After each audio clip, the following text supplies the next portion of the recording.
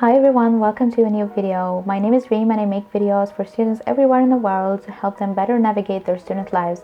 So if this sounds interesting to you guys, make sure that you subscribe to my channel and that you turn on the notification bell so that you get notified every time I upload a video. So today I'm going to be sharing with you guys a lot of the tips that I use and a lot of the tricks that I use when I'm studying for pharmacy school, and you can apply that to any school really, or any field or specialty or anything that you are studying at the moment. So I have my laptop here because whenever I'm studying, I like to take notes of what I'm doing so that I can share it with you guys later on, especially if the study session is going well.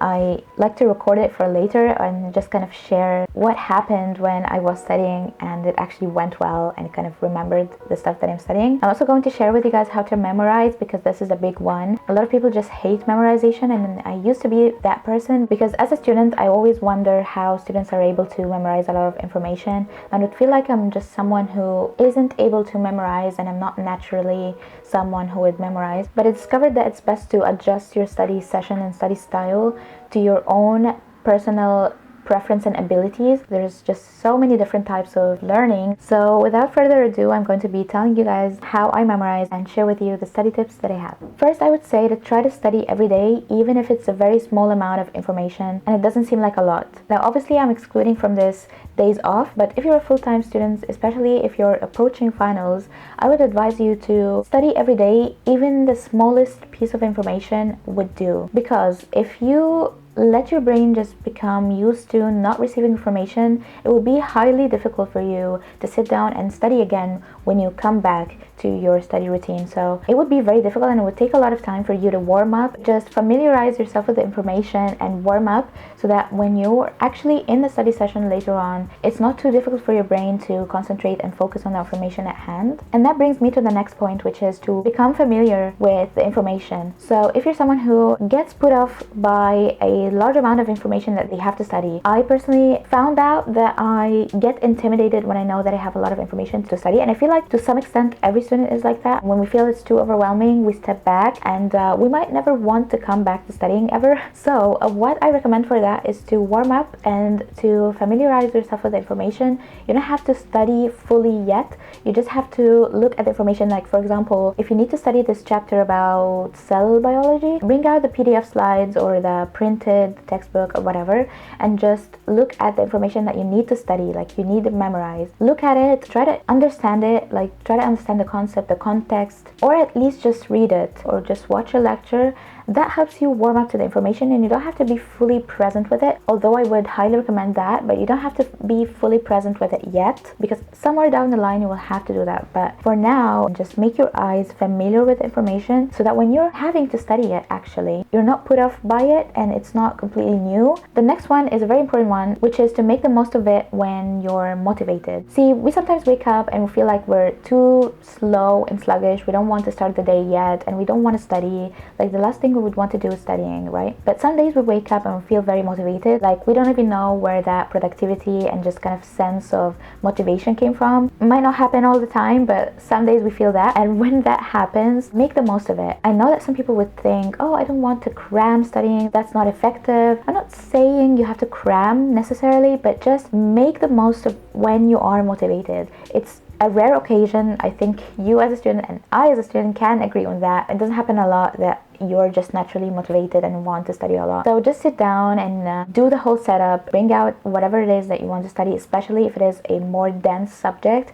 that you want more brain power for. So when you're motivated, that will help you finish up all the things that you procrastinated before when you were feeling unproductive and unmotivated, and just try to finish as much as you can, but not in a rushed manner. The problem with cramming is that we usually just do it before finals when it's too late. We're not really concentrating on the information at hand and we don't give it enough time to really soak in our brains. So that is the problem with cramming. So generally, studying a lot of information doesn't fall under the category of cramming. It could be that you're actually enjoying that. The problem is when we're studying, when we're too stressed to even be able to understand the information, so we just resort to memorization and it doesn't stick. So that's the problem with cramming. The next one is persistence. This ties to when I told you guys to study every day, even if you don't really feel like it. even if it's the smallest bit of information. Persistence is what is going to get you there, like whatever it is that you want to do. If you want to get into college, if you want to get a high grade, whatever, persistence and being patient with yourself is going to get you there, because all of us, like, we all struggle with something. Like, I struggle with certain types of information that I am not able to easily grasp, right? And to some extent, all students are like that. So we have to be patient with ourselves. I know that I don't like pharmaceutical chemistry, for example.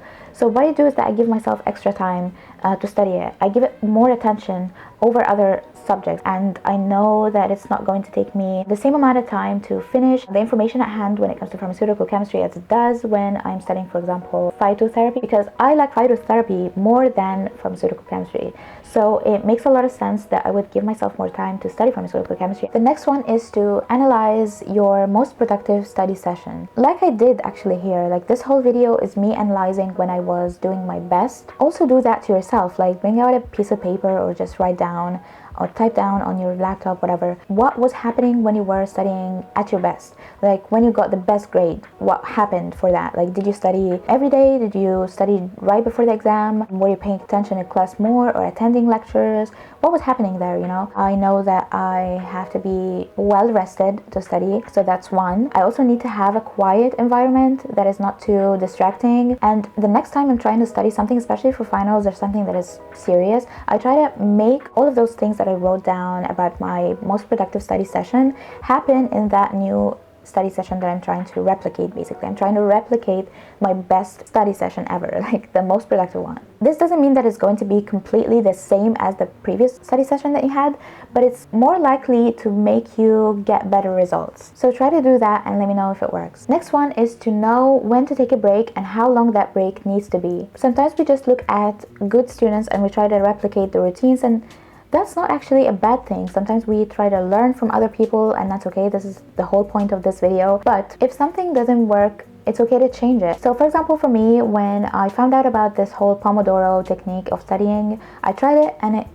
failed miserably, because I know myself, if I take a break, it can really drag into a longer one and I can lose focus, and it can be very difficult for me to go back to studying after the break and kind of start from where I finished before the break. It just didn't work. So when I knew that, I stopped trying to fit it into my study routine. I just stopped doing the Pomodoro technique altogether, and I went back to what I was doing and kind of altered my breaks to my own liking and my own study style. Experiment with it and see what works best. So by all means, try to take advice from other people, other students, fiddle with it and just try to incorporate it into your own study routine, but record how it changed your study session, and if it made you better and if it added to your study routine, then that's great. By all means, keep it. But if it's not working, then don't feel any shame in dropping it, because oftentimes we just blame ourselves, like, why isn't this working for me? Like, it's working for everyone. First of all, it's not working for everyone. It's very unlikely that something is working for everyone. And second of all, it's okay to not work for you. You can just find something else, and as long as you're studying the information that you need to study, that's all you need to do, really. The last one would be to ask for help. And that's okay, really. If you are struggling with something, just make sure that you find help, like online.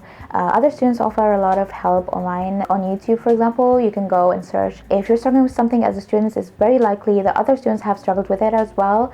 So just go online and search for whatever it is that is making you uncomfortable. Not only that, but you can also reach out to your friends or colleagues and ask them for advice. I think a lot of people would help. A lot of us need help, as students especially. Even if you get a lot of good grades, that doesn't mean that you're invincible. And we can get advice from our tutors, our professors, our lecturers.